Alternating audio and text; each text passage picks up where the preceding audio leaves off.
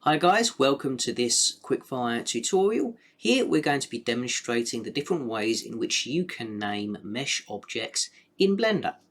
So if we first of all take a look at Blender, we can see that we have a few objects in our example, and each of these has their own name. You can view the name of an object here in the top corner of the 3D viewport. You can also view the name here in the outliner panel and down here in the properties panel, so long as you have access to the object properties tab. To rename our objects, we have a couple of different methods that we can use.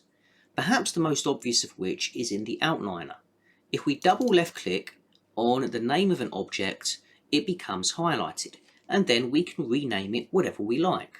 So for example, I can rename Suzanne something like Joe.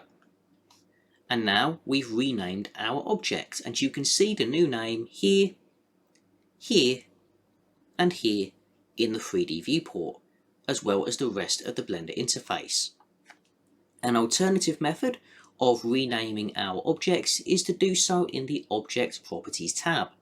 Just left click on the name, and then it will be highlighted again, allowing you to rename it.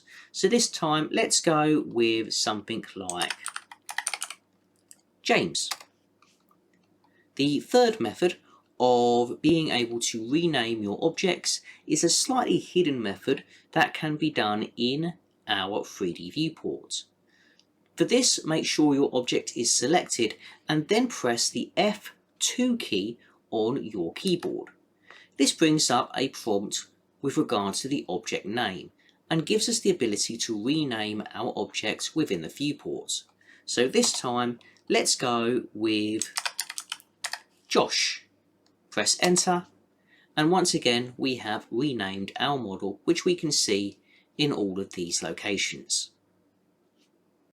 Thanks for watching guys. If you're interested in learning more about Blender, then check out the link in the description below.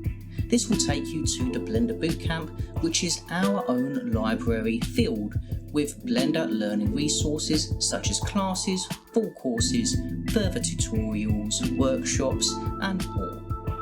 Check out the link in the video description and gain access to all of these resources for free for a 30-day trial period.